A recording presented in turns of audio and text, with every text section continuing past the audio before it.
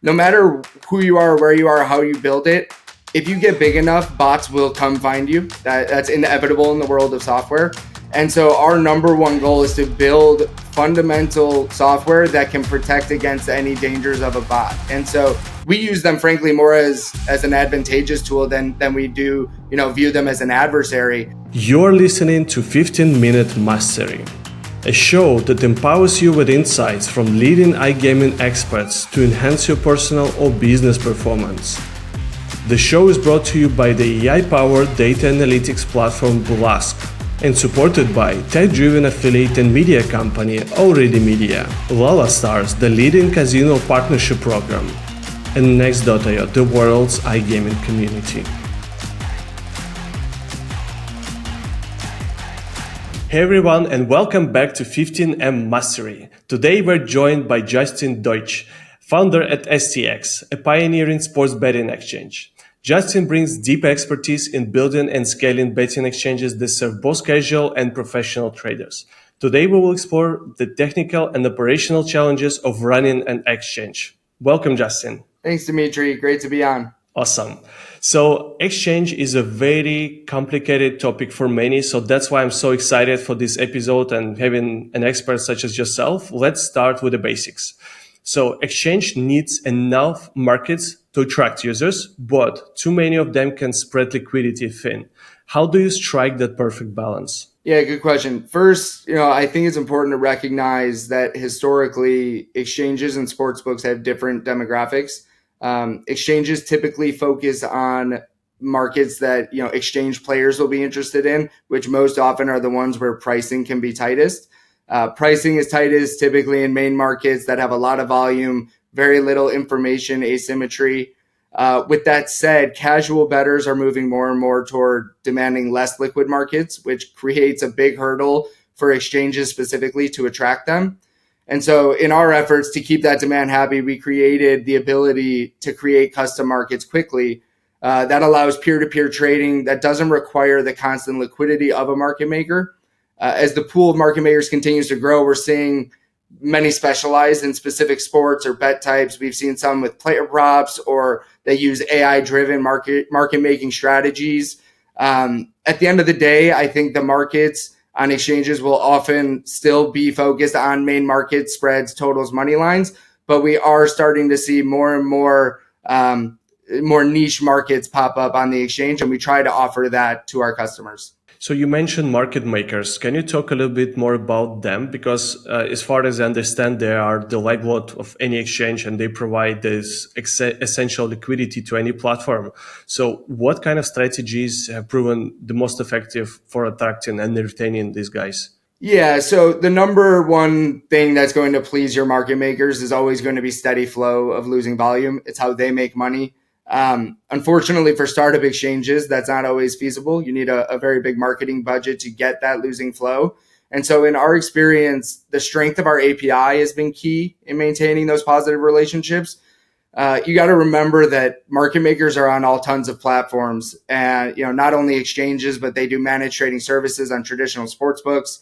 And they're making markets for the entire industry. So every time they encounter an error that needs to be fixed, it takes up valuable resources for them. If you have an incredible engineering and QA team like we do, you can catch those bugs before they ever get to the market maker's environment. And that will give them the comfort and confidence that when they're placing orders or canceling orders, it will always get through to the matching engine. And then they don't need to constantly be monitoring and working with you to overcome that. I love it. So what you just said, especially in the AI kind of era, makes me wonder the thing about trading bots, like whether it's an issue and whether this can treat in market fairness and possible user trust. So I was wondering, are there any technically available or regulatory approaches which will best protect the integrity of the exchange? Yeah, bots are an interesting category of users. For us, we went the route of be open to all users. So we opened our API since day one. It ensures two things. One, it ensures that we get feedback from all types of users, including bots, on features that need to be added, things that need to be changed. but it also gives us the comfort that we could operate this at scale, because no matter who you are, where you are, how you build it, if you get big enough, bots will come find you. That's inevitable in the world of software. And so our number one goal is to build fundamental software that can protect against any dangers of a bot. And so we use them, frankly, more as an advantageous tool than we do, view them as an adversary. And from a regulatory perspective, I think it's really interesting that a lot of the regulations, especially in the US, will protect against, bots playing on platforms. The reality is for the most part, that has been from the traditional sportsbooks trying to protect themselves from people taking advantage of their pricing.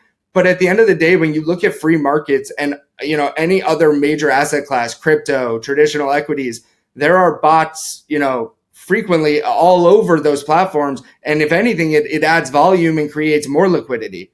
And so we took the opposite approach of what traditional sportsbooks have said. And we've said, come one, come all. We don't care what kind of user you are.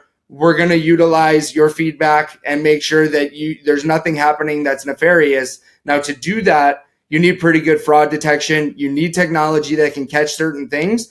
But if you are confident and you have that built into your platform endemically, then the only thing I see is positive value add from all types of demographics, including bots.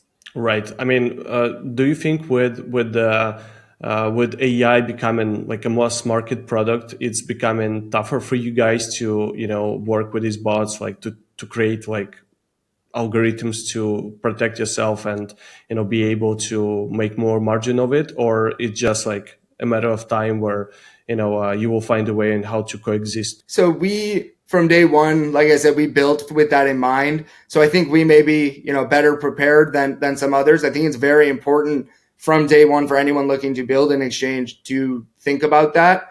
AI is now just a part of life. Like, I don't even view it as something that is coming. It is here. And people, if there is money to be made, will utilize it. And so for us, we embrace it. We say, hey, take your AI tools, use them against our platform. We're going to monitor what you're doing. We're going to see the load that you're presenting with it. And frankly, we're going to work with you to make it so, one, you can have an enjoyable experience, but two, to make sure the rest of our customers aren't at a disadvantage against your AI tools. And so, yes, in short, to answer your question, it has pushed our engineering teams to be ready for that and think out of the box. But the reality is since day one of building this, even pre-AI, we were thinking of those types of things because you need it. Someone is always going to try to take advantage of your systems, and you need to be thinking worst case scenario and be prepared for it. Right, got it. So you were talking a lot about the type of users of the exchange, and it led me to my next question to understand that audience a little bit more. So is this like mass market or is very niche? And if it's niche, how do you create a platform that will essentially work for everyone? Yeah, it's a great question. Something we've had many conversations about over the last few years, trying to nail it down. From our experience, most of the pros trade solely through our API and have their own interfaces, while the casuals, they'll typically trade through our app or website. It's really difficult. It's a difficult challenge to make a complex platform like an exchange be simplified into an interface that the casual rec bettor feels comfortable with. That's just the reality, no matter what the asset class is, but especially in sports, given what a traditional sportsbook looks like compared to a trading platform. So one thing we did early on to try to combat that was to incorporate a simple and a pro version of the app. On the pro version, you could see things like the full order book depth, liquidity, recent trade logs, etc. On the simple version, you just see the best offer on both sides of the market. It simplifies the experience for the user to just pick the team they like, the over-under. They know exactly what they're betting. They don't need to comprehend the dynamics of the product. And to us, that was our way of bridging the gap between the traditional sports book and what, the tool of an exchange and all the benefits that brings to the casual user. And ideally, as time goes on and a casual user gets more experience with the platform, they start to realize those benefits and hopefully start to, either make more money or what I say is lose less money. Because at the end of the day, the reason traditional sports books exist is because casual bettors lose money. I think everyone would agree and understands that. what we're trying to do is help casual bettors realize that with better tooling, you can lose less while having the same amount of fun. And so it's just a cheaper version of the same utility. And that's where we think getting people view an exchange as this is just for professional bettors and syndicates. It just is not true. It's on us to educate those casual bettors of how they could prolong their betting, career and hobby by using a tool like an exchange and getting better pricing. What you just said leads me to my next question, to understand whether the user behavior is actually changing and catering towards the exchange. And with the rise of products such as like Polymarket, the custom markets, prop bets, all of that, do you think that exchange and these products are actually prepared and willing to be able to cater the masses, and the user experience and the current trend is leaning towards the exchange more than the sports book? So you mentioned Polymarket, and it's, I think, a very important brand to look at in the space. I come from the crypto space. Previously in my career, I was trading crypto. And I think that the crypto space is the best example of how mainstream exchange betting can get for sports, but it takes time. I remember earlier in my career, I traded Bitcoin, and very few people understood what I was doing or had ever even heard of Bitcoin. This is 10 years ago. And so the concept of trading on a platform like Coinbase or Polymarket was so foreign to them that they would say they could never learn such a thing. Very similar to the feedback that we get in sports. Fast forward 10 years and everyone is now an expert crypto trader. The funniest part to me about this industry is that casuals learned an incredibly confusing system to be able to price outcomes in the American odds system. And when faced with the challenge of learning something like 0 to 100 pricing, they get lost. And to me, it's like that is the more natural thing to understand when it comes to math of this is the percent likelihood of an outcome happening. And so it's our job to educate users on the benefits of exchange wagering, make that interface easy to learn and understand, because the benefits of the exchange over a traditional sportsbook, like I said before, can be the difference between that casual bettor being a losing or a winning sports bettor. And so it's really important to me that we do whatever we can to make it so exchange betting does enter the more casual space of sports betting, and pointing to the crypto space is the best example of how that's possible. It just is a matter of time. Yeah, I love it. Thanks a lot for your answer. And, I'm a big fan of exchange products. And for me, it's a music to my ears hearing your answer that, they are now becoming like a more mass market. So let's talk a little bit about the technical side of things, because I know that your product is quite advanced and I wanted to understand a little bit more about the technical side of things. So I know for sure that exchanges, they need to be trading at lightning speeds. So what are the crucial architectural decisions new exchanges must get right in order to be able to process this crazy amount of bets? Yeah, it's a really important question. I don't want to get too technical in detail, but without getting into a ton of technical detail, you're spot on of the importance of architectural decision making and building a new exchange, regardless of the asset class. Specifically in sports, in the beginning, you think all of your engineering resources are going to go towards things like making the engine faster or more reliable. But in the regulated world of sports betting, which is for the most part where we live, there are so many requirements that, they're feature based, and ultimately you need a platform that you build that's reliable from the beginning and scalable for when that traffic finds its way to your site. And too often we're seeing companies strive for an MVP, realize that, even if they made that amazing product, it can't stand up with, any material amount of load. And so what good is that MVP then in the first place if you can't scale it up, with the system?